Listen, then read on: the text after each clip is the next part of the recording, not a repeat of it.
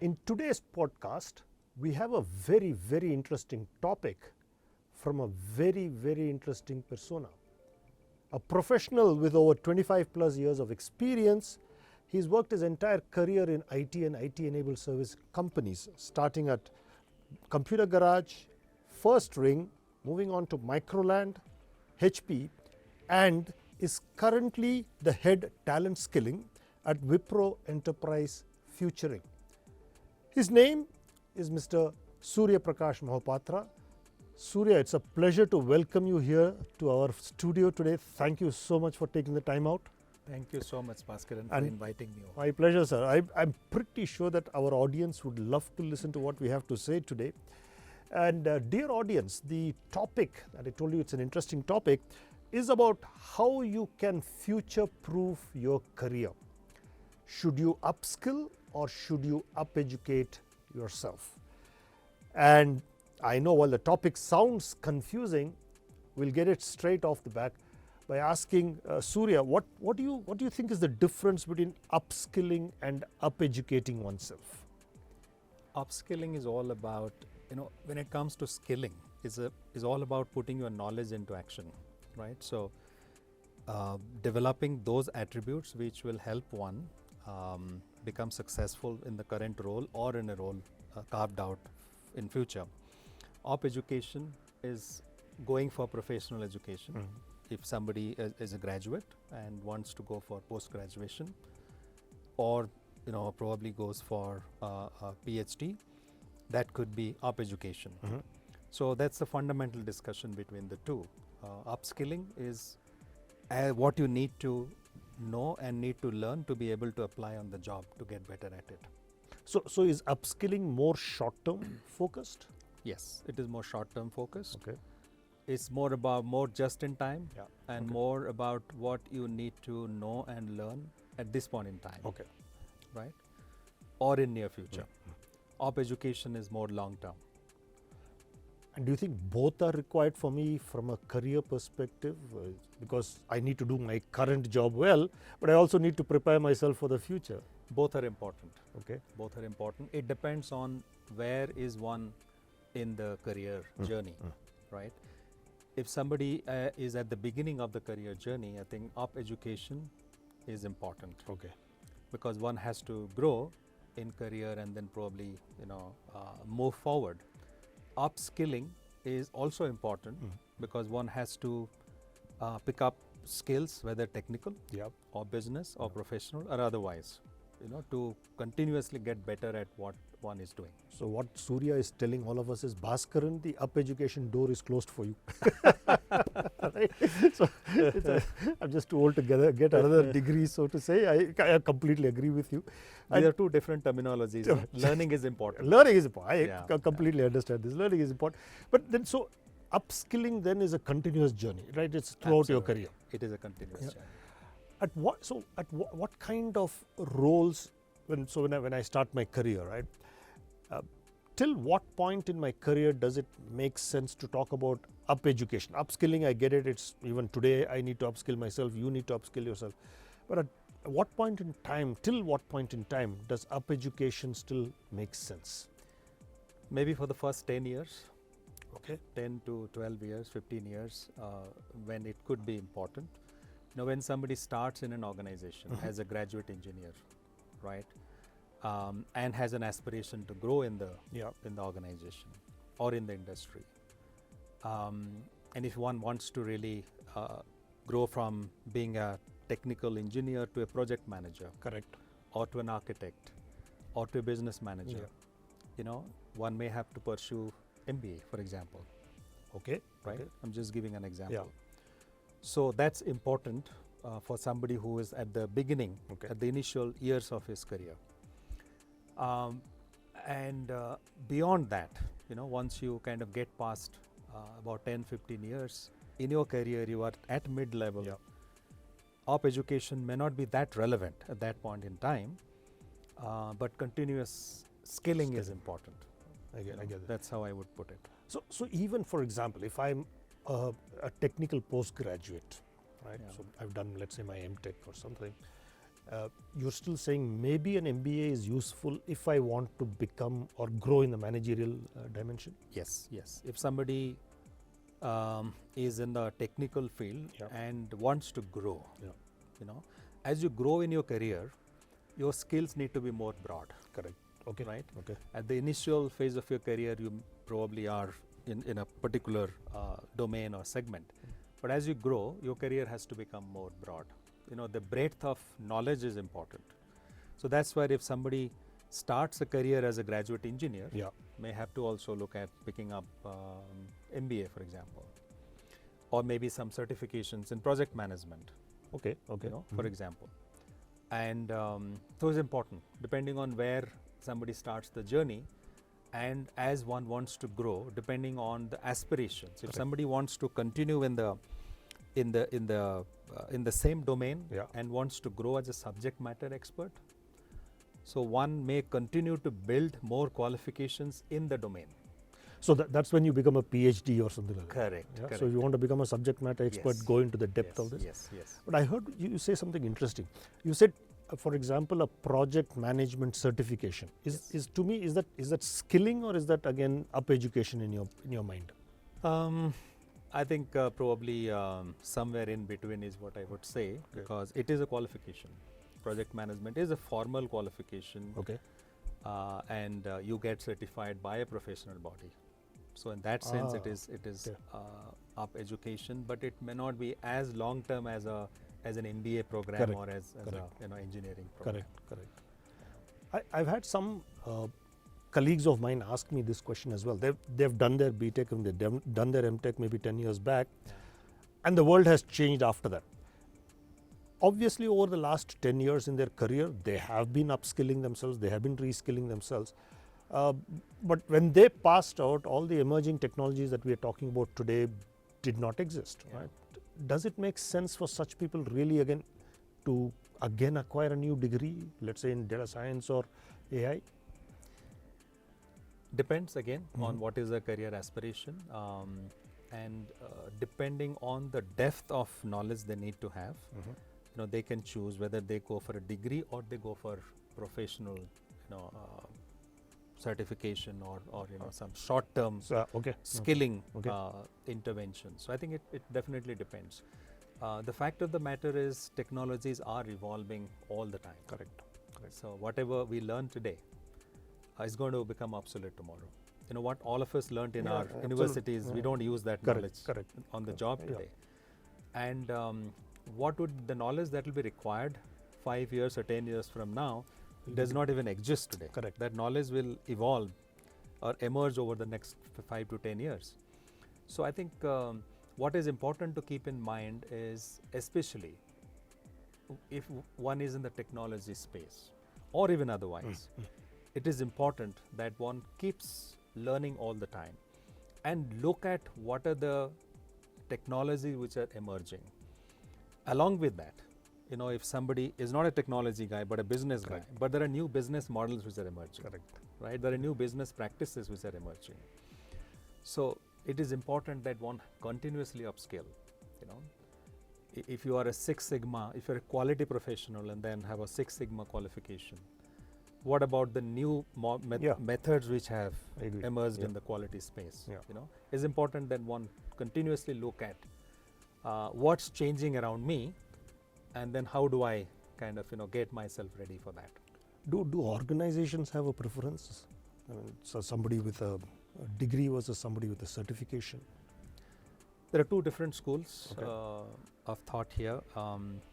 You might be knowing that companies like Google, Bank of America, and several other companies have already announced that they're not going to look at qualification in their recruitment process.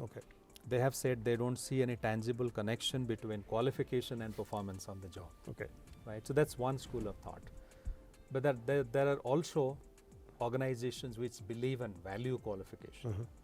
I personally believe qualification is important, and the value of qualification would always remain It's because it gives you the theoretical foundation It on gives the which you can theoretical upskill yourself. foundation. Yeah. It certifies that you have gone through the slog for Correct. 3 years or 4 Correct. years or 2 years, depending on the program that you have Correct. pursued. Yeah. And so you haven't taken any shortcut. You have gone through the grind to Yeah. get there. Let me then move the attention to upskilling. Right? So we know that upskilling is a lifelong process. Yeah. How much of this responsibility should I hold, and how much of it should my company take responsibility for? My question is, why should the company take responsibility? Oh, I'm working for the company. Let me kind of Yeah. Okay. Sorry. Yeah. Go try ahead. and answer your Yeah. question this way. You would agree that we need to breathe to survive. Correct. And we also agree that learning is absolutely essential for our survival. Fair. Learning is essential for our survival. Correct.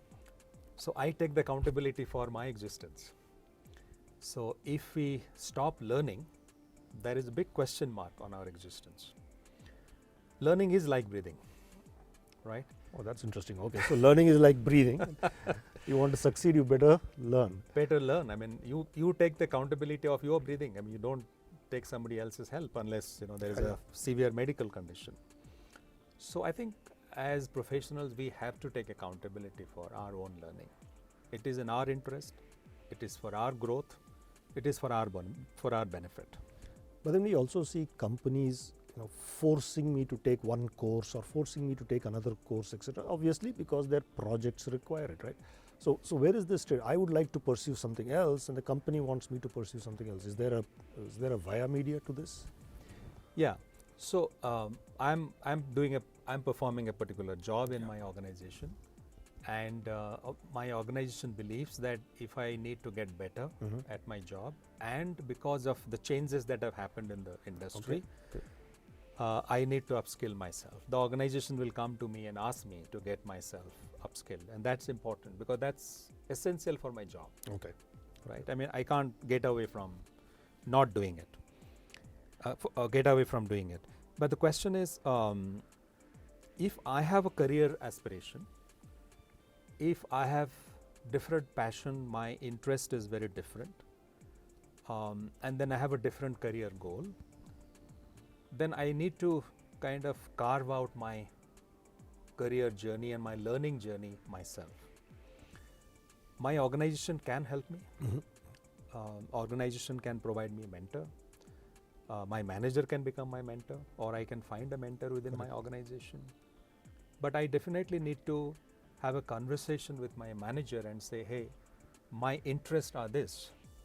Like while I'm currently playing this role, while I'm currently a software engineer, I'm doing programming, but I eventually want to become a business analyst. Okay. Right? Okay.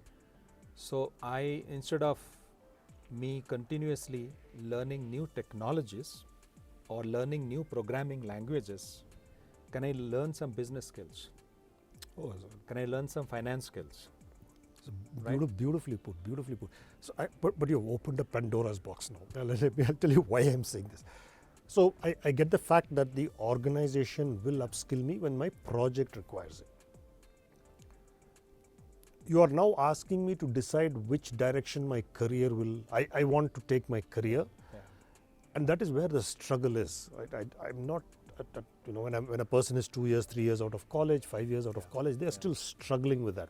Right. But assuming that I'm able to decide, like I want to become a product manager or a business analyst, then I can choose to build a career around that and talk to the organization about that. Right. How can I make that decision? What my career should? How do I know what I would enjoy doing? Is there a silver bullet there? To an early career professional, I would suggest don't confine yourself or restrict yourself to one opportunity or one career path. When you are starting the journey, this is the time when we get exposure to different lines of work. Correct. Right? So I would typically say a management graduate that your initial 5 to 6 years spend time in different functions. Okay. Spend time in HR, spend time in quality, spend time in operations, and then you will figure out, what is your calling, Okay. right? Okay. Because sometimes when you go into the depth of something, you realize that you enjoy doing this. Correct. Right. See, I come from finance background, but I have carved out my career in learning and development, because at some point in time I realized I enjoy talking to people, enabling people, touching people's lives. That's what I enjoy doing. You are a financial background person? Yes, yes. you don't talk a word of finance. But this in the field of data science, there is an amazing concept in analytics called explore before you exploit. Yeah. And I think that's what you're saying. Explore the options available to you. Yes, yes. Right? Yes. Then once you know what you love doing, Yes. then deep dive into that and Yes, take yes. that forward. And you can't explore by reading books or of course that might help. Talking to people might help, but unless when you get hands-on Absolutely. experience, that Absolutely. really helps. Absolutely. Absolutely.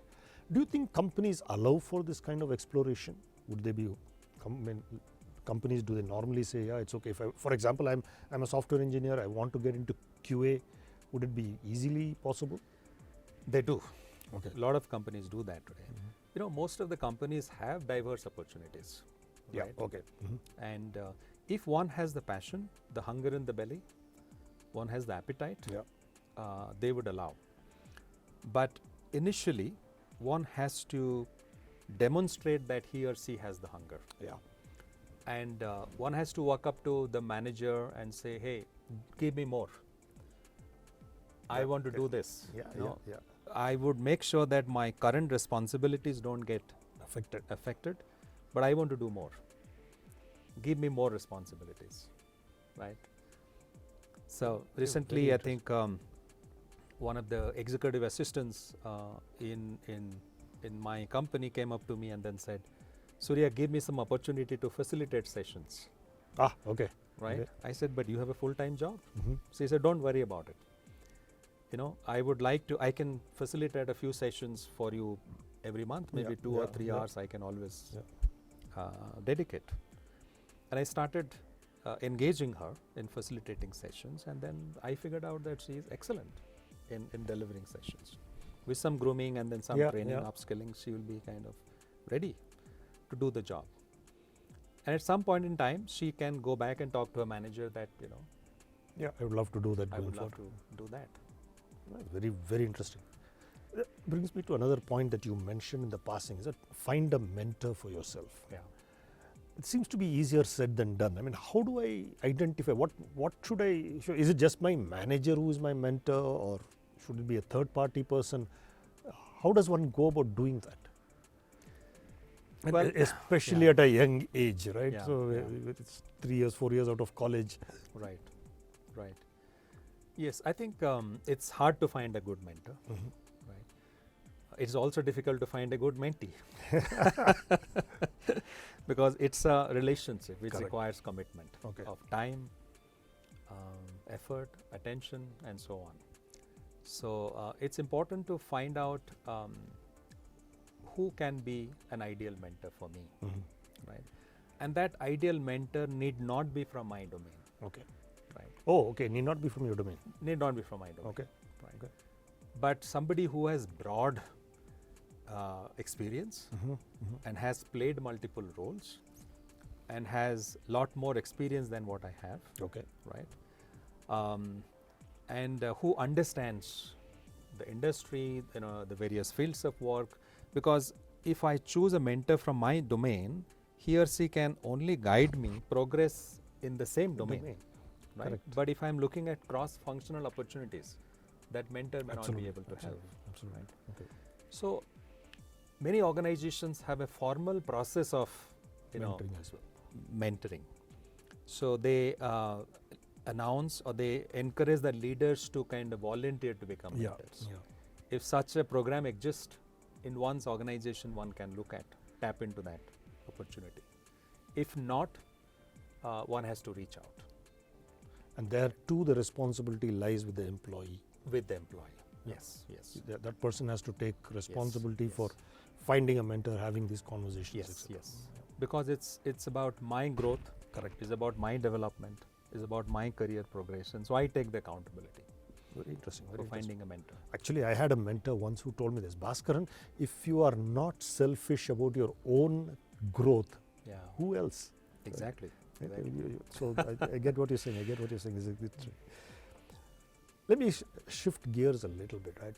We are all struggling with the pace of change today. Yeah. And all of us have heard this term VUCA all over the place and so on. Right. And a question that I get asked on and off by the juniors is, sir, when the world is changing so fast, should I spend time, let's say I'm a diploma holder, should I spend time getting a degree? If I'm a degree holder, should I spend time getting a postgraduate degree?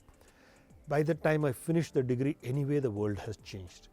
What's your take on that? Whether it is a technical degree or a management degree, but what is your take on that? Does it still make sense despite all the changes that we are seeing? A management degree is important if one wants to grow into leadership roles, right? Even if one is in a technology space, at some point in time, a management degree would be useful. And those decisions should be taken at the early part of the career. Okay. But as we grow, as the responsibilities grow, and then you have family responsibilities getting added to that, Correct. pursuing a professional, long-term professional qualification is not going to be easy. I agree. Right? Yeah. Your It requires responsibility- enormous commitment. Enormous commitment. So at the early part of the career, it is important to decide. Later on, it becomes difficult to kind of take up such professional courses. So depending on what is one's career plan, one has to quickly decide whether one should do an MBA or an MTech or go for PhD and postdoctoral, Okay. depending on the areas where one wants to grow. For example, my son recently, so he passed out from University of Sussex, UK. He completed his master's in physics. Okay. And today he's working for a fintech company. One must be thinking, Here's a finance person working for a tech company. Okay, why not? Okay. so look at how is the world changing. Yeah. So today fintech companies are looking for postgraduates or PhD holder, people with a doctorate in physics or mathematics. Okay. Because today finance is all about data science, Correct. analytics. So more than a finance guy, they agree. need a physics guy or a mathematics guy. Yeah. And he is making bots, and he is making predictions, for the company and for their clients. Of course, with his master's in physics, he was not 100% ready to start this Okay. job. But these companies were investing in recruiting masters in physics or PhD in physics and giving them that bridge course, Oh, okay. which will bridge the gap. The guy comes with strong physics, Yeah. analytical background, strong background in mathematics and physics, and then now they provide him the additional training, the professional training or skilling, whatever you call it, and the guy is ready, right? We may not see more of that in India, but it is also changing in India. Typically in India, a fintech company will still look for a chartered accountant or Correct. a finance professional. Correct. But the waste is very different. And I see that the trend is changing in India as well. Okay. Yeah. So I think it's very important to keep exploring, keep our ears and eyes open, and see how is the world changing, how is the career landscape, changing, and then adapt. There is no definite answer. There is no definite career path, a definite learning path. No matter wherever you are in your career, you can always look up to the future and then see where I go from here. I agree. So, upskilling, a lifelong journey. Yes. Upeducation, maybe the first 10 years of your career, look at, and like you said, decide whether you want to be on a technical path or a managerial path and choose accordingly. And there are now two types of, both kinds of companies exist. Some don't care about the qualifications, some are a little more careful about your qualifications, so make sure you know where you're going in it. True. And of course, finding that mentor, right? There's Yes. somebody who can. By the way, can my professor in college be my mentor? Can be. Because my relationship may still be strong with that professor. Yeah, professor can be. Yes, why not? Because Professor can be a mentor. yeah, because Yes. he knows me for 4 years. Yes, I've been a yes. student, Yes. so that could be a potential. And an experienced professor with good industry Yeah, connect can be a good mentor. that'll be interesting. Then. I mean, Yes. that's a because it's otherwise difficult for a person to Yes. find a mentor within the ecosystem. Yeah. Sorry, sorry. Cut, take. I think large companies may have a pool of mentors. The problem will be the smaller companies. Yeah, yeah. They can't really. Maybe I mean they would have a few people, Yeah. but everybody cannot become a mentee to them. I Right, guess. Yeah. right. Okay. Very very interesting. I would suggest if one is an early career professional, go to LinkedIn and then probably establish a few connections with senior industry leaders. There are leaders in the industry who want to give back. Yeah. You know, they are genuinely interested in giving back, but they're also looking for genuine people Of course. who would like to work with them as mentees. But if one can really establish and demonstrate that one is very serious about it, I'm sure there are leaders who are interested in helping. LinkedIn is a good platform where one has to go and then build connections, right?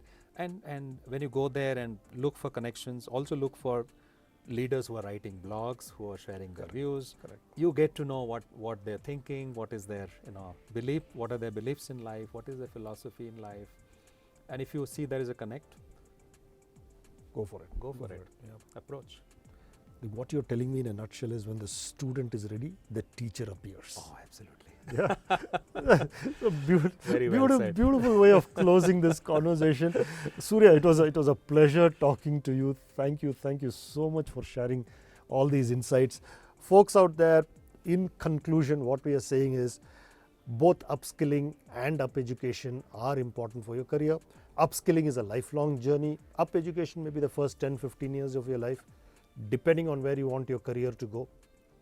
Find a mentor as soon as you can, right? So that the person is grooming you and helping you come up with clarity on where you see your career going. And last but not least, become that student where the teacher automatically appears. Thank you, and thank you so much, sir. It was a pleasure Thank again. you, Bhaskaran. Thank you for the opportunity. I enjoyed being My here. pleasure. Thank you for taking the time out. My pleasure. Thank you. Thank you.